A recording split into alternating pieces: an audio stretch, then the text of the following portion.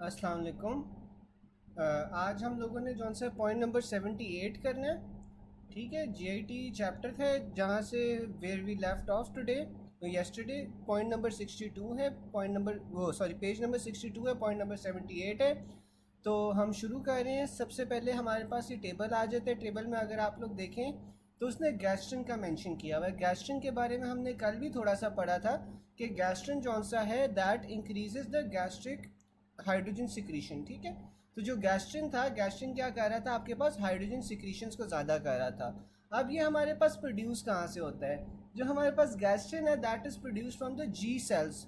ठीक है, जी सेल्स आपके पास कहाँ पे पाए जाते हैं? ये आपके पास एंट्रम ऑफ स्टमक में और साथ में ड्यूडेनम में पाए जाते हैं। ठीक है, जो आपके पास गैस्ट्रिन है वो जी सेल से सिक्रीट हो रहा है। जी सेल्स आपके पास एंट्रम और ड्यूडेनम, एंट्रम ऑफ स्टमक में और साथ में ड्यूडेनम में पाए जाते हैं। इसका स्टिमुलस क्या होता है सिक्रीशन का? कि आपके पास स्मॉल पेप्टाइड्स होते हैं और अमाइनो एसिड्स होते हैं। ठीक है, जिसकी इसने जौन सी है वो डाइजेशन करवानी होती है। फिर डिस्टेंशन ऑफ स्टमक। अगर आपके पास स्टमक के अंदर खाना आया है और स्टमक डिस्टेंड हो गया या फूल गया है, तो तब आपके पास गैस्ट्रिन रिलीज होगा ताकि आपके पास खाना जौन से वो अच्छी तरह डाइजेस्ट हो सके। उसके अलावा इसका स्टिमुलस क्या होता है? वेगस विया गैस्ट्रिन रिलीजिंग पेप्टाइड। ठीक है, अब जो वेगस नर्व होती है, वेगस नर्व क्या सिक्रीट करती है? गैस्ट्रिन रिलीजिंग पेप्टाइड सिक्रीट करती है, जिसकी वजह से आपके पास गैस्ट्रिन की सिक्रीशन कौन सी है वो इंक्रीज हो जाती है फ्रॉम द जी सेल्स। और उसके बाद इसी सिक्रीशंस इनहिबिट कैसे हो रही होती हैं? अगर ऑलरेडी आपके पास हाइड्रोजन आयंस की सिक्रीशन एक्सेसिवली हो रही है स्टमक में, तो वो नेगेटिव फीडबैक के थ्रू गैस्ट्रिन की इनहिबिशन करवाएंगी। और साथ में हमारे पास एक हार्मोन होता है सोमैटोस्टैटिन। जो सोमैटोस्टैटिन होता है ना, वो जनरली आपके पास हर हार्मोन को कम करवा देता है, तो इसी तरह ये गैस्ट्रिन को भी कम करवा देगा। ठीक है, तो ये हमारे पास था गैस्ट्रिन के बारे में।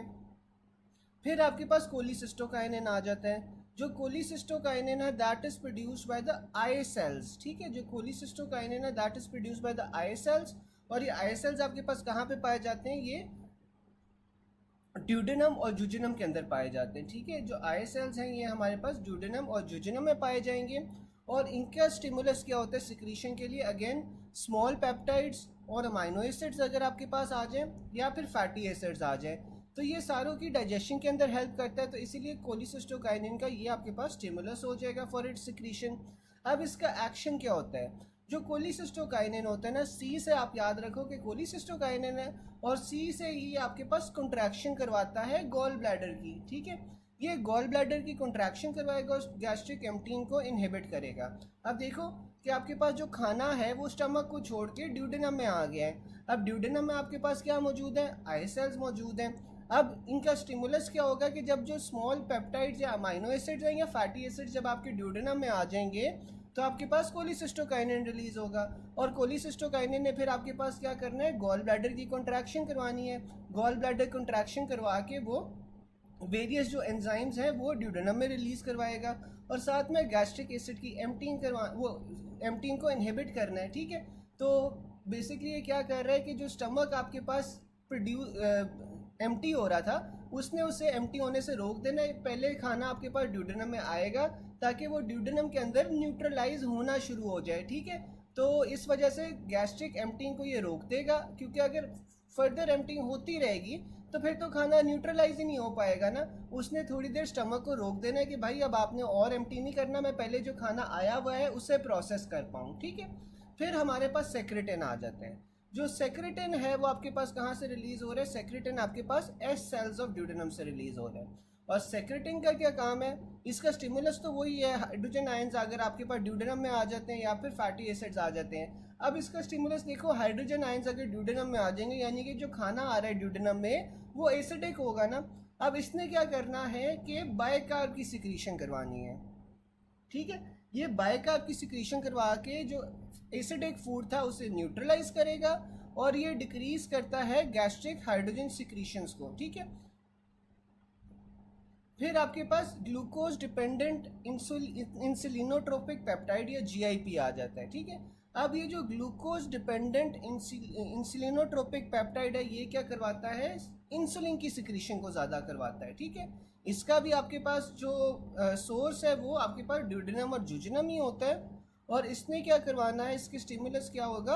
फैटी एसिड्स होगा, अमाइनो एसिड्स होगा और ओरल ग्लूकोज होगा। ठीक है, अब ये देखो कि अगर ये इंसुलिन की सिक्रीशंस को इंक्रीज कर रहा है तो इंसुलिन ने आपके पास क्या करना है, अमाइनो एसिड्स, फैटी एसिड्स, जो ओरल ग्लूकोज की लेवल्स को कम कर देती है ना इंसुलिन। ठीक है, तो ग्लूकोज को किस तरह कम करती है, या तो वो ग्लाइकोलिसिस वाले पाथवे के थ्रू जाके पायरुवेट में कन्वर्ट कर देती है, या फिर वो मसल्स के अंदर या सेल्स के अंदर जौन सा है उससे स्टोर कर लेती है, या फिर वो लिवर के अंदर जाके उसे ग्लाइकोजन बना देती है।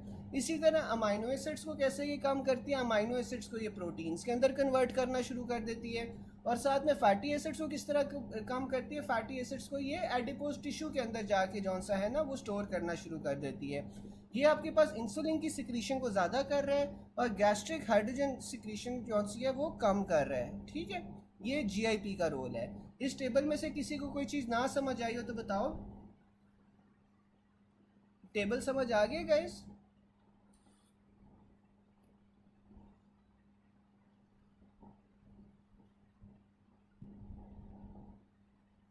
यार सबको टेबल समझ आ गए?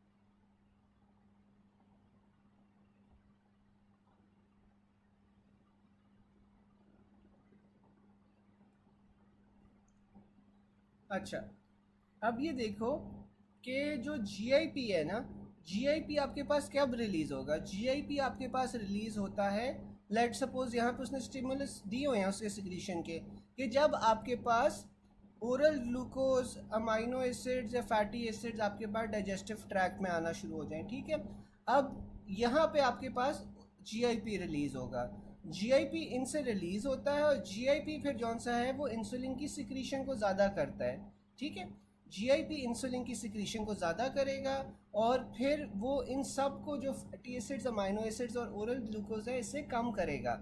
कम कैसे करेगा, ओरल ग्लूकोज जो आपने ली है उसे या तो वो ग्लाइकोलिसिस पाथवे के थ्रू पायरुवेट में कन्वर्ट करेगा और एनर्जी के लिए यूटिलाइज कर लेगा। दूसरा तरीका ये हो सकता है कि उसे ग्लाइकोजन बना दे जो आपका एक स्टोरेज फॉर्म है लिवर के अंदर, या फिर आपके पास जो ग्लूकोज मॉलिक्यूल्स हैं उन्हें वो मुख्तलिफ सेल्स के अंदर पुश कर दे। ठीक है, क्योंकि हमने पता है कि जो सेल्स होते हैं उनके अंदर हमारे पास ग्लूकोज ट्रांसपोर्टर्स होते हैं और ग्लूकोज ट्रांसपोर्टर्स के थ्रू इंसुलिन जब एक्ट करता है तो वो ग्लूकोज को सेल के अंदर डाल देता है। ठीक है, दूसरा आपके पास फैटी एसिड्स हो जाते हैं, फैटी एसिड्स को ये एडिपोज टिश्यू के अंदर स्टोर कर देता है और साथ में अमाइनो एसिड्स को ये प्रोटीन्स में कन्वर्ट कर देता है। तो ये आपके पास जीआईपी का काम होता है और इसने करना क्या है कि इंसुलिन की सिक्रीशन को ज़्यादा करना है और हाइड्रोजन आयंस की सिक्रीशन को कम कर देना है। ठीक है डॉक्टर आमना, आप समझ आ गया? डॉक्टर आमना समझ आ गई? बाकी सबको भी समझ आ गया यार? हाल ही 3-4 लोगों ने बताया है। किसी को कोई चीज़ ना समझ आई हो तो आप लोग पूछ लो।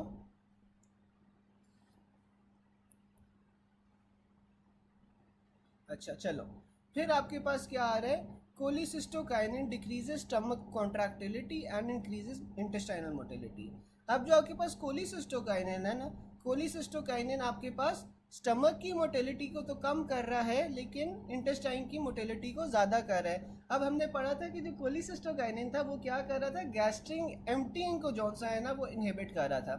तो ये गैस्ट्रिन एम्प्टीइंग को जौन सा है वो इनहिबिट करता है, जबकि आपके पास इंटेस्टाइन की मोटिलिटी को ये ज़्यादा करता है। ठीक है, फिर आपके पास गैस्ट्रिन आ जाते हैं। जो गैस्ट्रिन है, गैस्ट्रिन स्टमक और इंटेस्टाइन दोनों की मोटिलिटी को बढ़ा रहा है, जबकि जो सेक्रेटिन है, सेक्रेटिन हाल ही आपके पास decreases intestinal as well as gastric motility. तो सेक्रेटिन जौन सा है ना वो दोनों की मोटिलिटी को कम कर देता है। ठीक है, सबसे पहले कोलिसिस्टोकाइनिन था। कोलिसिस्टोकाइनिन स्टमक की कॉन्ट्रैक्टिलिटी को कम कर रहा था, इंटेस्टाइन की ज़्यादा कर रहा था। गैस्ट्रिन दोनों की ज़्यादा करता है, जबकि सेक्रेटिन जौन सा होता है वो दोनों की कॉन्ट्रैक्टिलिटी को कम करता है। Which of the following increases the gastric motility, तो आपके पास गैस्ट्रिन था जो दोनों की मोटिलिटी को ज़्यादा कर रहा था। Which one of the following hormones increases the gastric emptying, तो ये जो गैस्ट्रिन होता है क्योंकि ये कॉन्ट्रैक्टिलिटी ज़्यादा कर रहा है तो फिर जाहिर है कि एम्पटिंग भी ज़्यादा होगी। Gastrin main function is to stimulate which of the following, तो आपके पास ये HCl और पेप्सिन की सिक्रीशन को बढ़ाता है। गैस्ट्रिन की जो सिक्रीशन है that is not affected by alcohol, ठीक है। जो बेवरेजेस होती हैं विद हायर एथेनॉल कंटेंट वो do not stimulate gastric acid secretion और release of gastrin. Gastrin secretion increases by stomach distension, हमने पढ़ा था कि जो स्टमक की डिस्टेंशन होती है that is one of the stimulus for gastric release. फिर डिक्रीज पीएच, अच्छा डिक्रीज पीएच का क्या मतलब है कि हाइड्रोजन आयंस प्रेजेंट है, और अगर ऑलरेडी हाइड्रोजन आयंस प्रेजेंट है तो वो नेगेटिव फीडबैक के थ्रू गैस्ट्रिन की सिक्रीशन को इनहिबिट करेंगे। Gastrin secretion is decrease bye somatostatin. Potent stimulator for gastrin release, आपके पास क्या होता है प्रोटीन्स अगर आ जाए, gastrin acid secretion is maximally stimulated by proteins, क्योंकि प्रोटीन्स को सबसे ज़्यादा डाइजेशन की ज़रूरत होती है ना, ये कॉम्प्लेक्स मॉलिक्यूल्स होती हैं, ये कॉम्प्लेक्स मॉलिक्यूल्स होती हैं। तो ये आपके पास जौन सा होता है ना, इस वजह से ये ज़्यादा करता है जो गैस्ट्रिक एसिड सिक्रीशन है, ताकि प्रोटीन जौन से हैं वो डाइजेस्ट हो पाएँ, ठीक है। गैस्ट्रिन पेप्सिन को कैसे ज़्यादा करेगा?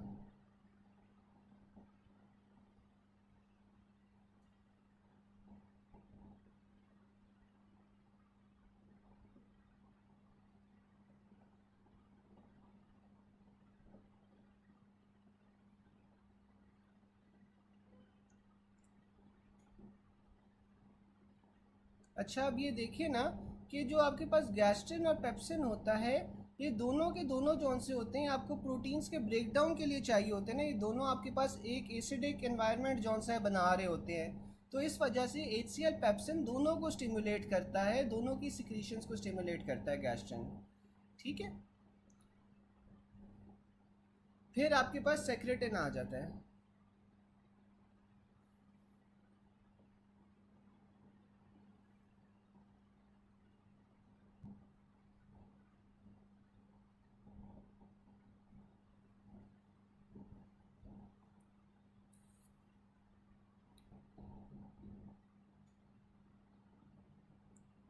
देखिए जो हाँ जो आपके पास HCl होता है ना, HCl आपके पास पैराइटल सेल से निकल रहा होता है, ठीक है। वो आपके पास पेप्सिनोजेन जो है ना वो उससे एक्टिवेट करता है इनटू पेप्सिन, ठीक है। तो इस वजह से आपके पास ये पेप्सिन भी ज़्यादा हो रहा है और HCl भी ज़्यादा हो रहा है, ठीक है। HCl जौन सा होता है वो पेप्सिनोजेन जो कि एक इनएक्टिव फॉर्म है उसे पेप्सिन के अंदर कन्वर्ट करता है, और ये दोनों जौन से होते हैं फिर आपके पास प्रोटीन्स की डाइजेशन के अंदर यूज़ होते हैं, ठीक है। डॉक्टर आमना समझ आ गया? फिर आपके पास सेक्रेटिन आ जाता है। जो सेक्रेटिन का एक्शन होता है ऑन पैंक्रियाटिक सिक्रीशन। अब सेक्रेटिन ने क्या करना था, सेक्रेटिन ने हमने पढ़ा था कि बायकार्ब्स रिलीज करने थे। अब इन बायकार्ब्स का क्या फंक्शन होता है कि जो आपके पास एसिडिक खाना आ रहा है ड्यूडेनम के अंदर उसे ये न्यूट्रलाइज करता है, ठीक है। फिर आपके पास हाइपोग्लाइसीमिया इंक्रीजेस ग्लूकागॉन। अब हाइपोग्लाइसीमिक स्टेट के अंदर क्या होता है कि आपके पास glucagon is raised more than secretin. अब ग्लूकागॉन ने आपके पास क्या करना है, ग्लूकागॉन जौन सा है वो आपके पास ग्लूकागॉन जौन सा है वो आपके पास जो ग्लाइकोजन है ना, जो ग्लाइकोजन स्टोर्स हैं उन्हें ब्रेक डाउन करेगा और ग्लूकोज के अंदर कन्वर्ट करेगा, क्योंकि हाइपोग्लाइसीमिया के अंदर आपके पास ग्लूकागॉन कम हुआ हुआ है। तो इसमें glucagon is greater than secretin. Also remember glucagon secretion is increased by exercise, ठीक है। तो ग्लूकागॉन की जो सिक्रीशन है वो एक्सरसाइज से भी ज़्यादा हो रही है। कोई मुझे चैट बॉक्स में बता सकता है कि ग्लूकागॉन की सिक्रीशन जौन सी होती है वो किन किन कंडीशंस में ज़्यादा हो रही होती है? कोई मुझे बता सकता है इसका ऑर्डर कि आपके पास ग्लूकागॉन की सिक्रीशन किन किन चीज़ों में ज़्यादा हो रही होती है?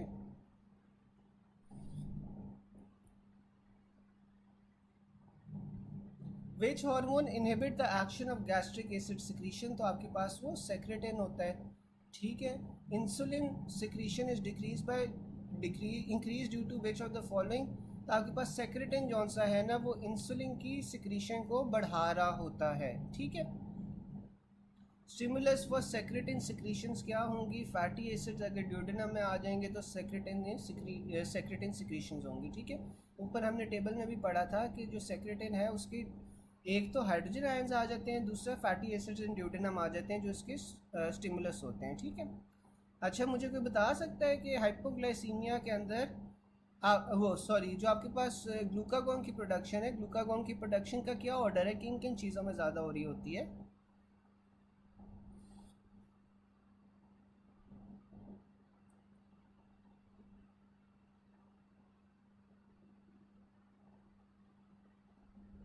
अच्छा, इसका निमोनिक है हैन, HEN, ठीक है।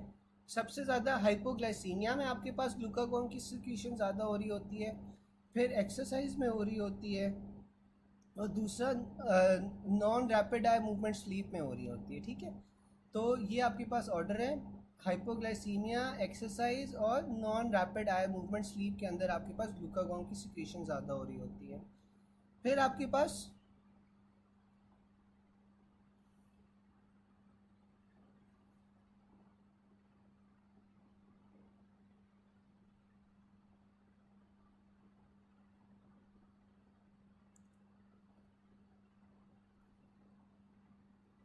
सोमैटोस्टैटिन भी जौन सा है, हाँ बिल्कुल, वो गैस्ट्रिक एसिड की सिक्रीशन को ज़्यादा करता है, लेकिन सेक्रेटिन भी तो करता है ना। जब सेक्रेटिन जौन सा होता है रिलीज़ होता है तो आपके पास वो बायकार्ब रिलीज़ करता है, बायकार्ब रिलीज़ करने से आपके पास गैस्ट्रिक एसिड की सिक्रीशंस कम हो जाती हैं। हाँ, लेकिन आप सही कह रहे हो डॉक्टर आमना कि सोमैटोस्टैटिन जौन सा है ना that is a better option here, लेकिन वो ऑप्शंस में नहीं होगा इसलिए उसने सेक्रेटिन लिखा हुआ है। लेकिन अगर सोमैटोस्टैटिन होता तो आप उसे प्रेफर करते ओवर सेक्रेटिन, ठीक है। क्योंकि सेक्रेटिन डायरेक्टली तो एक्ट नहीं कर रहा, वो तो आपके पास न्यूट्रलाइज कर रहा है ना बेसिकली, जो गैस्ट्रिन आपके पास रिलीज हुआ हुआ है और गैस्ट्रिन से जो आपके पास हाइड्रोजन सिक्रीशंस बन रही हैं उसे ये न्यूट्रलाइज कर रहा है। लेकिन इन ट्रू मीनिंग आपके पास जो गैस्ट्रिक एसिड सिक्रीशंस को कम करता है वो आपके पास वो आपके पास जौन सा है ना सोमैटोस्टैटिन होगा, जब वो जो बाइकार्ब्स को रिलीज़ करके सिक्रीशंस को कम करे। लेकिन जो आपके पास सोमैटोस्टैटिन है, सोमैटोस्टैटिन आपके पास जनरली गैस्ट्रिन की सिक्रीशंस को कम कर रहा होता है, तो हाँ वो होगा नहीं, तो इस वजह से उसने सेक्रेटिन चूज़ किया हुआ है। फिर आपके पास कोलिसिस्टोकाइनिन आ जाता है। Which of the following hormone increase intestinal motility? तो जो आपके पास कोलिसिस्टोकाइनिन था ना, कोलिसिस्टोकाइनिन जौन सा है वो इंटेस्टाइन की मोटिलिटी को बढ़ा रहा है। Regarding exocrine pancreatic secretions, secretion increased by cholecystokinin, ठीक है। जो कोलिसिस्टोकाइनिन था वो आपके पास गॉल ब्लैडर की कॉन्ट्रैक्शन करवा रहा था, एक्सोक्राइन पैंक्रियाटिक सिक्रीशंस भी आपके पास कोलिसिस्टोकाइनिन ज़्यादा करवा रहा होता है। एक्शन ऑफ कोलिसिस्टोकाइनिन क्या होती है? इंटेस्टाइनल मोटिलिटी को इंक्रीज करता है। Which of the following increases pancreatic release secretions by release of calcium from sarcoplasm? तो जो आपके पास कोलिसिस्टोकाइनिन होता है ना, एक तो वो पैंक्रियाटिक सिक्रीशंस को ज़्यादा कर रहा होता है, साथ में इसमें कैल्शियम का रिलीज होता है, तभी वो कंट्रैक्शन करवाता है। तो सी से आप यह याद रख सकते हो कि सी से कोलिसिस्टोकाइनिन, सी से कंट्रैक्शन ऑफ गॉल ब्लैडर, और सी से ही आपके पास ये कैल्शियम का रिलीज करवा रहा है from the sarcoplasm. Hormone responsible for bloating and delayed gastric emptying, तो जो कोलिसिस्टोकाइनिन है वो गैस्ट्रिक एम्पटिंग को डिले करता है।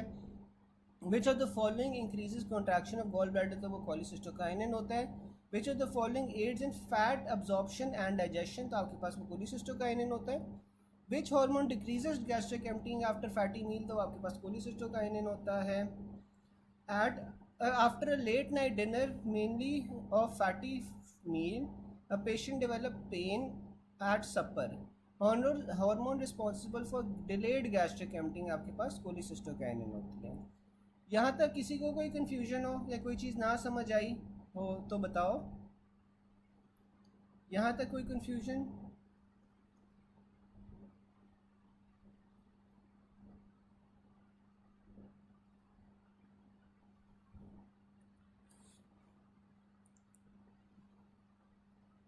यार यहाँ तक किसी को कोई चीज़? डॉक्टर आमना, आपके क्वेश्चंस थोड़े से क्लियर हुए हैं?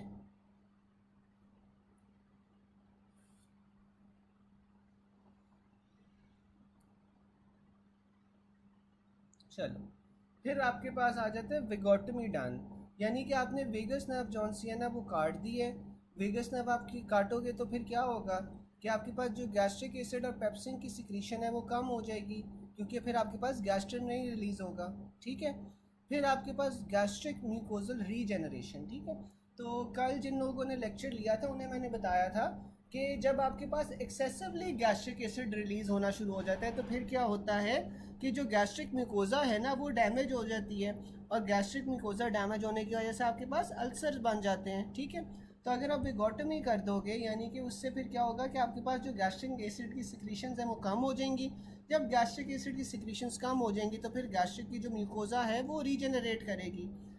Enzyme secreted by small bowel, तो आपके पास वो एंटेरोकाइनेज होता है। एंटेरोकाइनेज स्मॉल इंटेस्टाइन से निकल रहा होता है। The enzyme enterokinase activates which of the following, तो ये आपके पास ट्रिप्सिनोजन को एक्टिवेट करती है। Pancreatic trypsinogen enzyme converted to active form of trypsin by the help of enterokinase. अब आपके पास पैंक्रियाज ने क्या करना है, पैंक्रियाज ने आपके पास ट्रिप्सिनोजन रिलीज करना है, सॉरी हाँ, जो पैंक्रियाज है उसने ट्रिप्सिनोजन रिलीज करना है। पैंक्रियाज ने ट्रिप्सिनोजन रिलीज किया, स्मॉल इंटेस्टाइन ने एंटेरोकाइनेज रिलीज किया।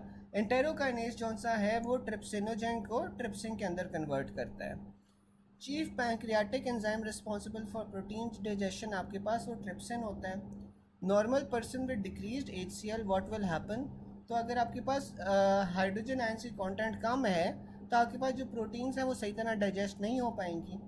Gastric acid secretion is mediated by H2 receptors, तो आपके पास जो गैस्ट्रिक एसिड की सिक्रीशन है वो कैसे मीडिएट होती है, हाइड्रोजन आयन के रिसेप्टर से।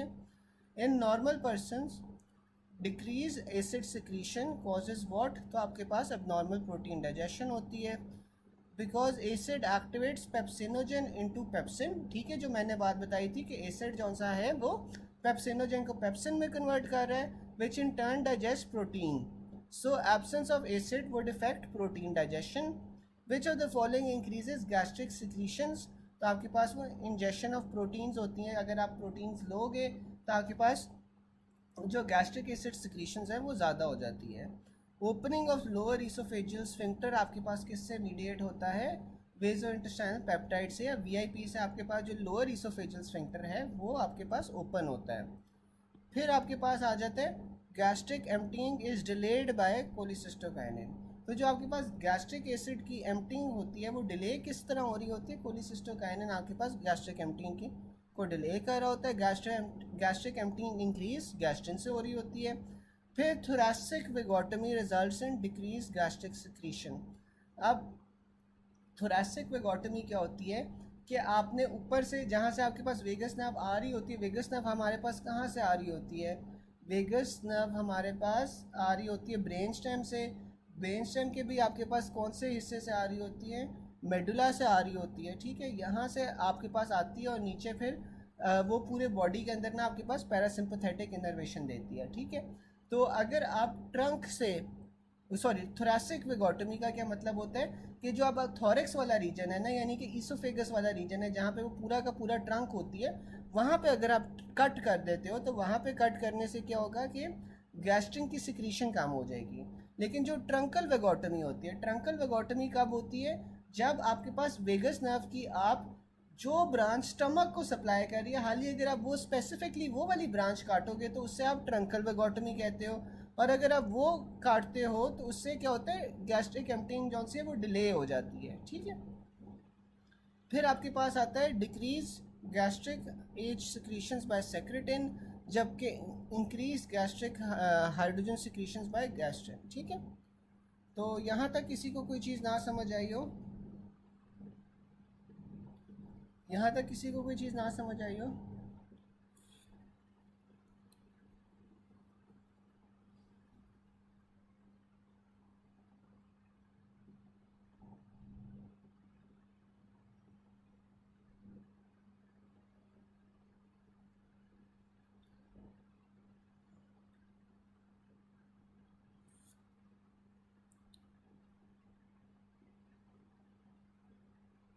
नहीं नहीं, जो ट्रंकल वेगोटमी है ना, ट्रंकल वेगोटमी में भी आपके पास गैस्ट्रिन को इफेक्ट होता है, गैस्ट्रिन सिक्रीशन पे इफेक्ट होता है, लेकिन वो मेन इफ़ेक्ट्स की बात कर रहे हैं। तो जो predominant effect of truncal vagotomy जौन सा होता है ना, वो आपके पास गैस्ट्रिक एम्प्टीइंग की डिले होती है, ठीक है। उसमें भी जाहिर है पेप्सिन पे भी फ़र्क आएगा, लेकिन जो ट्रंकल वेगोटमी होती है यानी कि जो वेगस नर्व की ब्रांच आपके पास स्टमक को जा रही है ना, अगर आपने हाली वो काटी है तो उससे जो मेन इफेक्ट होगा वो आपके पास ये होगा कि गैस्ट्रिक एम्प्टीइंग डिलेड हो रही है, ठीक है। पेप्सिन पे भी फ़र्क पड़ेगा, पेप्सिन आपके पास कम हो जाएगा, लेकिन जो मेन इफेक्ट होगा वो ये होगा कि गैस्ट्रिक एम्प्टीइंग जौन सी है वो डिले हो रही है।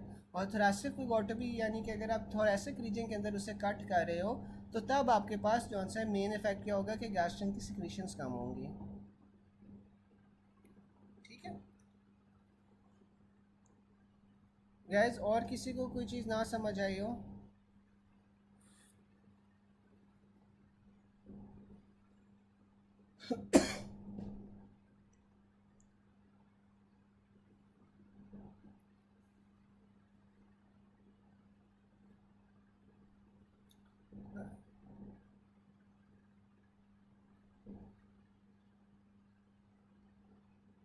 बिल्कुल। जो आपके पास डिक्रीज गैस्ट्रिक हाइड्रोजन सिक्रीशंस है ना, उसमें आपके पास सोमैटोस्टैटिन ग्रेटर देन सेक्रेटिन होगा। हाँ, ये इसमें ना आपके पास देखो जो सोमैटोस्टैटिन होता है ना, वो डायरेक्टली जो सा होता है वो आपके पास गैस्ट्रिन के लेवल्स को कम कर रहा है, ठीक है। तो इसलिए that will be greater than secretin, because secretin जो सा होता है वो तो न्यूट्रलाइज उसका काम करना होता है ना, तो इसलिए आपके पास ये सोमैटोस्टैटिन इज़ ग्रेटर, ठीक है। फिर आपके पास आ जाता है main action of gut somatostatin is to inhibit cholecystokinin. अब आपके पास दो तरह के सोमैटोस्टैटिन होते हैं, एक पैंक्रियाटिक होता है और दूसरा गट होता है। और सोमैटोस्टैटिन का वैसे काम क्या होता था कि वो सारे के सारे हार्मोन्स की सिक्रीशंस को कम करता था। तो अगर पैंक्रियाटिक सोमैटोस्टैटिन होगा तो उसने पैंक्रियास के हार्मोन को कम करना है, यानी कि इंसुलिन और ग्लूकागॉन को कम करेगा। और जो गट सोमैटोस्टैटिन है वो क्या आपके पास करेगा, वो गैस्ट्रिन और कोलिसिस्टोकाइनिन के लेवल्स को इनहिबिट करेगा। The main action of gut somatostatin is to inhibit cholecystokinin. The most potent inhibitor of insulin is somatostatin. What is the role of given somatostatin in pancreatic fistula?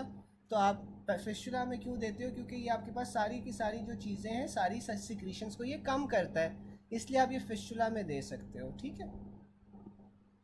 फिर आपके पास एंट acid decreases gastric motility. तो जो aluminium hydroxide है ना, aluminium hydroxide आपके पास gastric motility को कम करता है, कॉन्स्टिपेशन करवाता है, ठीक है। और जो एल्यूमिनियम हाइड्रोक्साइड होता है ये एक ऐसा ड्रग होता है विच एक्ट्स विदाउट रिसेप्टर्स, ठीक है। तो ये आपके पास रिसेप्टर्स के बगैर एल्यूमिनियम हाइड्रोक्साइड एक्ट कर रहा होता है। जबकि जो मैग्नीशियम है, मैग्नीशियम आपके पास मोटिलिटी को इंक्रीज़ करता है और ये डायरिया करवाता है, ठीक है। एल्यूमिनियम हाइड्रोक्साइड गैस्ट्रिक जो मोटिलिटी है उसे कम करेगा और कॉन्स्टिपेशन करवाएगा, एक्ट्स विदाउट रिसेप्टर्स। जबकि जो मैग्नीशियम है, मैग्नीशियम आपके पास डायरिया करवाता है और इंक्रीज मोटिलिटी करता है।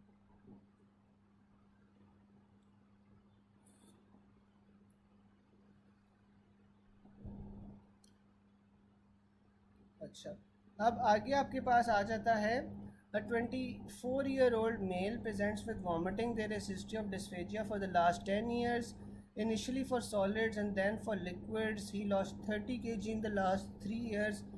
तो आपने कौन सी इन्वेस्टिगेशन करवानी है? एंडोस्कोपी करवानी है। अब हम सारी टेबल में डिजीज़ेस पढ़ लेते हैं कि कौन कौन सी हैं। सबसे पहले हमारे पास प्लमर विंसन सिंड्रोम आ जाता है। जो प्लमर विंसन सिंड्रोम है इसमें आपके पास एक ट्रायड बनता है, ठीक है। ट्रायड क्या होता है? इसका निमोनिक है प्लम्बर्स डाई, ठीक है। डाई से क्या आ रहा है कि डिस्फेजिया, आयरन डिफिशिएंसी एनीमिया और ईसोफेजियल वेब्स, ठीक है। अब देखो, अगर आपके पास ईसोफेजियल वेब्स बन गए हैं यानी कि ईसोफेगस में ब्लॉकेज आ गई है वेब्स बनने की वजह से, तो आपको डिस्फेजिया भी होगा, खाना निगलने में आपको मसला होगा। साथ में आपको अगर खाना नहीं खा पाओगे तो आयरन डिफिशिएंसी एनीमिया भी हो जाएगा। तो ये ट्रायड आपके पास प्लमर विंसन सिंड्रोम में होता है। फिर आपके पास गर्ड आ जाता है। गर्ड में क्या होता है कि रिफ्लक्स हो रहा होता है of gastric contents into the lower esophagus because of incompetent lower esophageal sphincter, यानी कि उसकी टोन कम हो रही है। अब इसमें क्या हो रहा है कि जो स्टमक का एसिड है, स्टमक का एसिड आपके पास ऊपर ईसोफेगस के अंदर जा रहा है, लोअर ईसोफेगस के अंदर जा रहा है। क्यों जा रहा है? क्योंकि जो लोअर ईसोफेजियल स्फिंक्टर है वो इनकॉम्पिटेंट है या उसकी टोन जौन सी है वो कम है। इसमें आपके पास जो 24 आवर पीएच मॉनिटरिंग होता है ना, ये सबसे एक्यूरेट इन्वेस्टिगेशन होती है, ठीक है। और इसमें अगर वो इन्वेस्टिगेशन ऑफ चॉइस पूछ ले तो इन्वेस्टिगेशन ऑफ चॉइस आपके पास एंडोस्कोपी आती है, ठीक है। फिर आप एक्लेजिया आ जाता है। Achalasia is a motility disorder with 3 abnormalities, ठीक है। इसमें आपके पास क्या होगा कि जो लोअर ईसोफेजियल स्फिंक्टर है ना, उसका फेलियर हो जाएगा ऑफ रिलैक्सेशन। इसी वजह से जो लोअर ईसोफेजियल टोन है वो इंक्रीज़ हो जाएगी। गर्ड में क्या हो रहा था कि लोअर ईसोफेजियल टोन कम हो रही थी, यहाँ पे आपके पास लोअर ईसोफेजियल टोन इंक्रीज़ हो जाएगी due to loss of ganglion cells in the myenteric plexus. तो मायोटेरिक प्लेक्सस में आपके पास गैंग्लियन सेल्स पड़े होते हैं, ठीक है। और जो मायोटेरिक प्लेक्सस होता है ये आपके पास बेसिकली मोटिलिटी के साथ रिलेटेड होता है, ठीक है। तो इसमें आपके पास जो लोअर ईसोफेजियल स्फिंक्टर की टोन है वो इंक्रीज़ हो रही है। और high lower esophageal sphincter resting pressure और ए पेरिस्टालसिस होता है, ठीक है। क्योंकि आपके पास गैंग्लियन सेल्स का लॉस है तो इस वजह से आपके पास फिर ए पेरिस्टालसिस होगा, which leads to progressive dysphagia to solids and liquids, ठीक है। तो इसमें आपके पास प्रोग्रेसिव डिस्फेजिया होगा सॉलिड्स और लिक्विड्स के लिए, यानी कि आपके पास जौन सा है ना विद टाइम आपको भूख और प्यास लगना कम हो जाएगी, आपसे खाया या पिया मुश्किल से जाएगा, ठीक है, विद टाइम। तो इससे हम प्रोग्रेसिव डिस्फेजिया कहते हैं टू सॉलिड्स और लिक्विड्स। वाइल इन ऑब्स्ट्रक्शंस, अगर हाली ऑब्स्ट्रक्शन होती है तो उसके अंदर हाली सॉलिड्स के लिए होता है और फिर वो लिक्विड्स के लिए प्रोग्रेस कर सकते हैं। क्योंकि देखो अगर ऑब्स्ट्रक्शन हुई हुई है ना तो ऑब्स्ट्रक्शन के अंदर जाहिर है पहले आपको सॉलिड्स खाने में मसला होगा, क्योंकि लिक्विड्स तो अगर थोड़ा सा भी रास्ता मिल जाए तो वो पास कर जाएंगे, ठीक है। लेकिन इसमें ऑब्स्ट्रक्शन से ज़्यादा आपके पास क्या मसला हो रहा है, ए पेरिस्टालसिस हो रहा है, क्योंकि जो लोअर ईसोफेजियल टोन है वो बहुत ज़्यादा हो गई है, ठीक है। तो इससे आपसे एज द डिजीज़ कंटिन्यूज आपके पास प्रोग्रेसिव डिस्फेजिया होगा सॉलिड्स और लिक्विड्स दोनों के लिए। और इसमें आप बेरियम स्टडीज़ करवाते हो। बेरियम स्टडीज़ में आपको क्या मिलता है, बर्ड बीक अपीयरेंस मिलती है और साथ में मैनोमेट्री इसका डेफिनेटिव डायग्नोसिस है। फिर आपके पास बेरेट्स ईसोफेगस आ जाता है। जो बेरेट्स ईसोफेगस है that is a pre malignant condition in which the squamous epithelium of the esophagus is replaced by metastatic columnar epithelium containing goblet and columnar cells, ठीक है। यह स्पेशलाइज्ड इंटेस्टाइनल मेटाप्लेजिया। डायग्नोसिस आपके पास इसमें क्या होगा, एंडोस्कोपिक बायोप्सी आप करवाओगे, ठीक है। बेरेट्स ईसोफेगस में क्या हो रहा है कि आपके पास स्क्वेमस एपिथेलियम ऑफ ईसोफेगस जौन सी है वो रिप्लेस हो रही है मेटास्टैटिक कोलमनर एपिथेलियम से, ठीक है। और इसमें आपको गॉबलेट सेल्स और कोलमनर सेल्स मिलेंगे। डायग्नोसिस में आप एंडोस्कोपी इसमें करवाओगे, एंडोस्कोपिक बायोप्सी करवाओगे, ठीक है। बायोप्सी से आप देखोगे कि आपके पास ये जो एपिथेलियम है वो चेंज हो रही है। फिर आपके पास आ जाता है ईसोफेजियल कार्सिनोमा। जो ईसोफेजियल कार्सिनोमा होता है typically presents with progressive dysphagia, ठीक है। इसमें प्रोग्रेसिव डिस्फेजिया हो रहा होता है पहले सॉलिड्स के लिए और फिर लिक्विड्स के लिए, एंड देन वेट लॉस और पुअर प्रोग्नोसिस, ठीक है। तो जो अब ईसोफेजियल कार्सिनोमा है, oesophageal carcinoma is an obstructive disorder ना, ठीक है। कैंसर जौन सा वो ऑब्स्ट्रक्शन कॉज कर रहा है, तो पहले आपके पास सॉलिड्स के लिए डिस्फेजिया होगा, फिर लिक्विड्स के लिए डिस्फेजिया होगा, साथ में आपको वेट लॉस की हिस्ट्री होगी और पुअर प्रोग्नोसिस होगा। अब इसमें एमसीक्यूज़ में आ रहा है मोस्ट सेंसिटिव टेस्ट फॉर गर्ड। तो सबसे सेंसिटिव टेस्ट क्या होता है, 24 आवर पीएच मॉनिटरिंग होता है। Patient presented with rapid development of dysphagia to solids and had history of weight loss, तो ये आपके पास ईसोफेजियल कार्सिनोमा आ जाएगा। Progressive dysphagia only to solid food is characterized by esophageal carcinoma. A patient has hemoglobin 6, blood picture पे आपको target sales मिले हैं, माइक्रोसिटिक हाइपोक्रोमिक एनीमिया मिला है, तो यह आयरन डेफिशिएंसी एनीमिया होगा, ठीक है। It also comes as 26-year-old male presented with weakness and dysphagia. His blood test shows HB6 है, MCV 68 है, MCH 24 है और टारगेट सेल्स है, तो यह आयरन डेफिशिएंसी एनीमिया हो रहा है। A female complains of pain and dryness of eyes, dry mouth, parotid swelling, dysphagia. Lungs के अंदर आपको फाइब्रोसिस मिल रही है, तो ये क्या होगा, शॉगरेन सिंड्रोम। शॉगरेन सिंड्रोम आपके पास एक ऑटो इम्यून कंडीशन है। इसके अंदर आपके पास क्या होता है कि जो ग्लैंड्स है ना, ग्लैंड्स आपके पास बेसिकली ड्राई हो जाते हैं, पेरोटिड स्वेलिंग हो जाती है, ड्राइनेस आइज़ की होगी, ड्राई माउथ होगा, डिस्फेजिया होगा और साथ में फाइब्रोसिस होगा। फिर आपके पास आ रहा है a 55-year-old female presents with 3 months history of blurring of vision, itching on both eyes. She also has complaints of dysphagia, dryness of mouth. Examination पे आपको बायलैटरल पेरोटिड स्वेलिंग मिली है, फाइब्रॉइड माउथ फिशर्स मिले हैं, साथ में chest x ray पे pneumonitis मिला है। तो ये आपके पास शॉगरेन्स सिंड्रोम होगा। डिस्फेजिया जो सा होता है वो स्क्लेरोडर्मा में भी होता है, लेकिन जो स्क्लेरोडर्मा है ना उसमें अमूमन जो सिनेरियो आता है उसमें आपके पास साथ स्किन टाइटनिंग भी होती है, ठीक है। फिर आपके पास आ रहा है a lady with dysphagia and complains that she is not able to type on keyboard, लेकिन no other joint problem. She also notice loss of wrinkles over her face due to ageing. तो ये आपके पास crest syndrome आ जाता है, ठीक है। Crest syndrome में आपके पास क्या क्या चीज़ें होती हैं, किसी को पता है? क्रेस्ट सिंड्रोम में ना आपके पास सी से आ जाता है कि कैल्सिनोसिस होता है, आर से क्या आता है रिनॉल्ड्स फिनोमेना, ठीक है, ई से ईसोफेजियल डिसफंक्शन जिस वजह से आपके पास डिस्फेजिया हो रहा है, एस से आपके पास स्क्लेरोडेक्टली आ जाता है जिसमें टाइटनिंग या thickening of skin on fingers हो जाती है, और फिर आपके पास टेलिंजेक्टेशिया आ जाता है। टेलिंजेक्टेशिया में क्या होता है, डायलेशन ऑफ कैपिलरीज होती हैं on the surface of skin, ठीक है।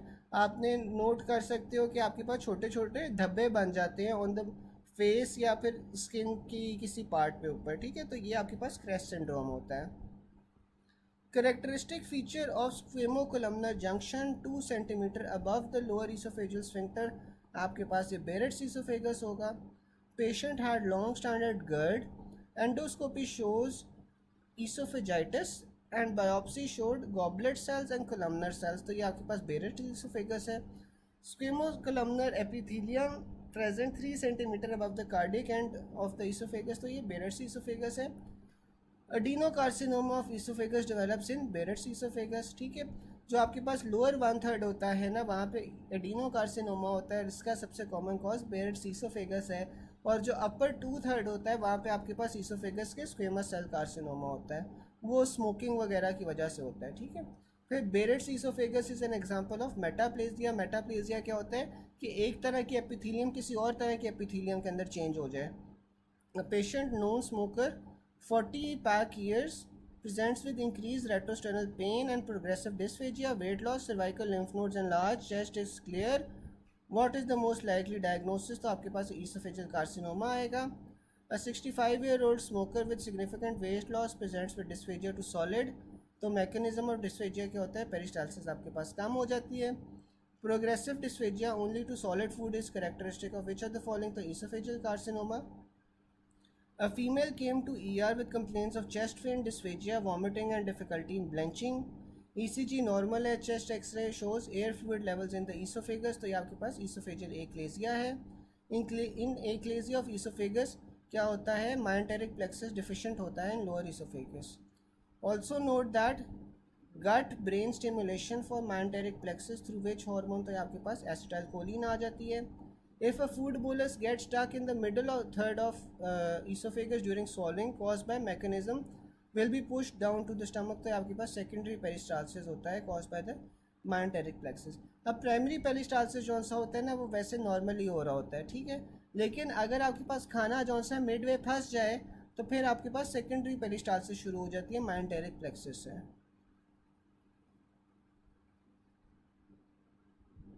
अच्छा, अब मैं एक एक करके सारों के क्वेश्चन ले रहा हूँ। डॉक्टर आमना ई से, अच्छा, क्रेस्ट सिंड्रोम में ना आपके पास क्या क्या चीज़ें होती हैं? क्रेस्ट सिंड्रोम में आपके पास सी से कैल्सिनोसिस होता है, ठीक है। आर से आपके पास रिनॉल्ड्स फिनोमेना होता है। ई से आपके पास ईसोफेजियल डिसफंक्शन हो जाता है, ठीक है, इस वजह से आपके पास डिस्फेजिया होता है। फिर आपके पास एस से स्क्लेरोडेक्टली आ जाती है। स्क्लेरोडेक्टली में क्या होता है कि जो आपकी उंगलियां होती हैं ना उनकी टाइटनिंग हो जाती है जिस वजह से आप नॉर्मल रूटीन के जो काम होते हैं वो नहीं कर पाते। फिर आपके पास टी से टेलिंजेक्टेशिया होता है जिसके अंदर आपके पास कैपिलरीज की डायलेशन हो जाती है छोटी छोटी। फिर डॉक्टर इकरा पूछ रही है प्रोग्रेसिव डिस्फेजिया इक्लेजिया में भी होता है। अच्छा, जो आपके पास एकलेजिया है ना, एकलेजिया में भी प्रोग्रेसिव डिस्फेजिया होगा, लेकिन जो एकलेजिया है उसमें प्रोग्रेसिव डिस्फेजिया बोथ सॉलिड और लिक्विड्स दोनों के लिए होगा। जबकि जो कार्सिनोमा है, कार्सिनोमा में भी आपके पास प्रोग्रेसिव डिस्फेजिया होगा, लेकिन कार्सिनोमा के अंदर पहले आपके पास सॉलिड्स के लिए होगा और बाद में फिर लिक्विड्स के लिए होगा। ठीक है डॉक्टर इकरा, तो ये दोनों में फ़र्क है। अच्छा, उसके बाद कोई और क्वेश्चन हो, आप 1 मिनट ले लो, सारा पढ़ लो, अगर कोई क्वेश्चन है तो फिर आप लोग पूछ लो।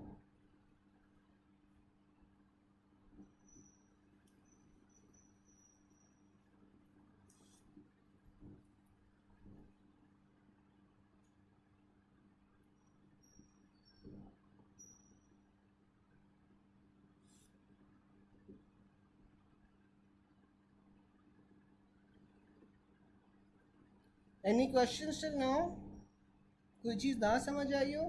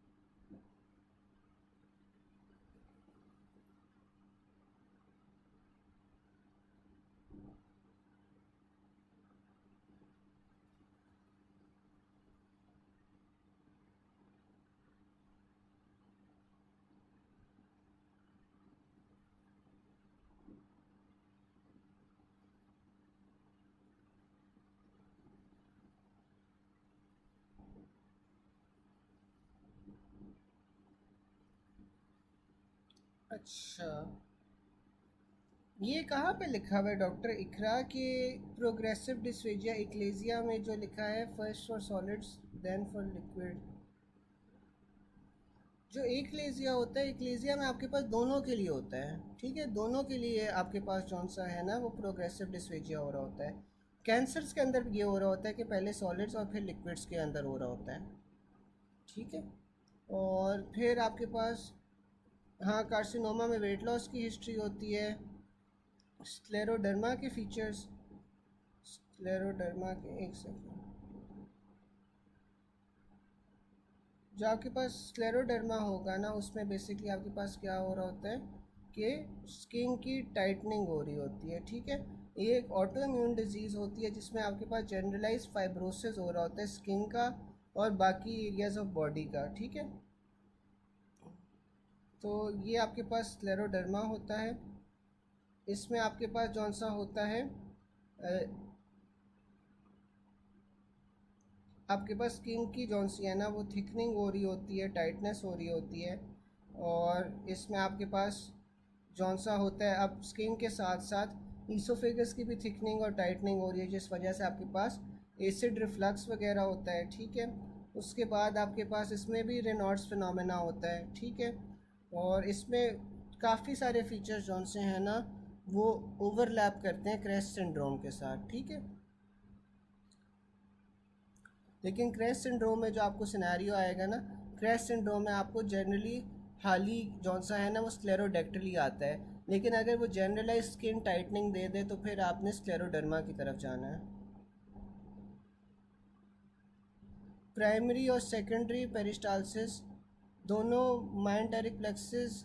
अच्छा, जो प्राइमरी पेरिस्टालसिस है ना, प्राइमरी पेरिस्टालसिस तो आपके पास एक नेचुरली जौन सी है ना, वो खुद ब खुद ही आपके पास हो रही होती है। ठीक है, आपका जीआईटी जौन सा होता है ना, उसके अंदर खुद ही से आपके पास प्राइमरी पेरिस्टालसिस हो रही होती है। सेकेंडरी पेरिस्टालसिस जौन सा है ना, वो माइंटेरिक प्लेक्सिस करवा रहा होता है। ठीक है, जब वहाँ पे आपके पास खाना आ जाता है तो वो तब सेकेंडरी पेरिस्टालसिस शुरू होती है और ये माइंटेरिक प्लेक्सिस करवा रहा होता है। हाँ, मसल्स की इन्वॉल्वमेंट, मसल्स की इन्वॉल्वमेंट तो नहीं होती, लेकिन इसके अंदर जो है ना स्किन के अंदर फाइब्रोसिस हो जाती है, लंग्स के अंदर फाइब्रोसिस हो जाती है, ईसोफेगस के अंदर फाइब्रोसिस हो जाएगी, तो इस तरह की चीज़ें होंगी। मसल्स की इतनी एज सच इन्वॉल्वमेंट नहीं होती इसमें। I am trying my best, जितना मुझे समझ आ रहे हैं आपके सवाल में उतना आंसर कर रहा हूँ। अगर इस तरह है कि कोई चीज़ मिस हो जाए, कोई चीज़ मैं सही तरह आंसर ना कर पाऊँ ना, तो आप लोगों ने फिर ये मीट पे दोबारा से हम सारे सवाल डिस्कस कर लेंगे, क्योंकि उस पर यह है कि इंटरेक्टिव होगा थोड़ा सा सेशन, तो आपको फिर बेहतर तरीके से समझ आ जाएगा। ठीक है,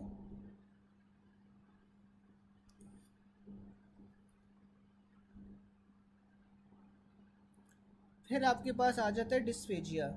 डिस्फेजिया टू लिक्विड्स ओनली। तो आप देखो कि अगर उसने कहा है कि हाली लिक्विड्स के लिए डिस्फेजिया है, तो वो न्यूरोमस्कुलर कोऑर्डिनेशन की वजह से है। ठीक है, क्योंकि अगर ऑब्स्ट्रक्शन होती है तो ऑब्स्ट्रक्शन में पहले आपके पास सॉलिड्स के लिए होता है, फिर लिक्विड्स के लिए होता है, लेकिन अगर हाली लिक्विड्स के लिए तो that is neuromuscular incoordination. A female presented with dysphagia to liquid for the last 6 months. Laryngoscopy shows normal history of the tract. The most likely cause is loss of neuromuscular coordination. फिर आ जाता है 40-year-old female presented with dysphagia, especially to liquids.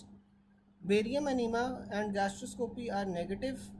Which of the following is the most likely cause of dysphagia? तो आपके पास ये क्या होगा, neuromuscular disruption के अंदर आपके पास अनीमा में भी कुछ नहीं आता, बेरियम अनीमा पे, और गैस्ट्रोस्कोपी पे भी कुछ नहीं आता, हालांकि आपके पास जो न्यूरोमस्कुलर जंक्शन है ना वो डिस्टर्ब हुआ हुआ है। A female has hypertension presented with dysphagia, ptosis, miosis, anhidrosis and enophthalmos. तो ये आपके पास पोस्टीरियर इन्फीरियर सेरिब्रल आर्टरी आ जाती है, लैटरल मेडुलरी सिंड्रोम का सिनेरियो है, लेकिन आई डोंट थिंक आपने न्यूरो पढ़ी हुई है, तो ये अभी रहने दो। Secondary peristalsis of esophagus is due to distension of the esophagus. A 58-year-old man has increased difficulty in swallowing and has lost weight. Upper GI endoscopy reveals a nearly circumferential mass with overlying ulceration in mid-esophageal region.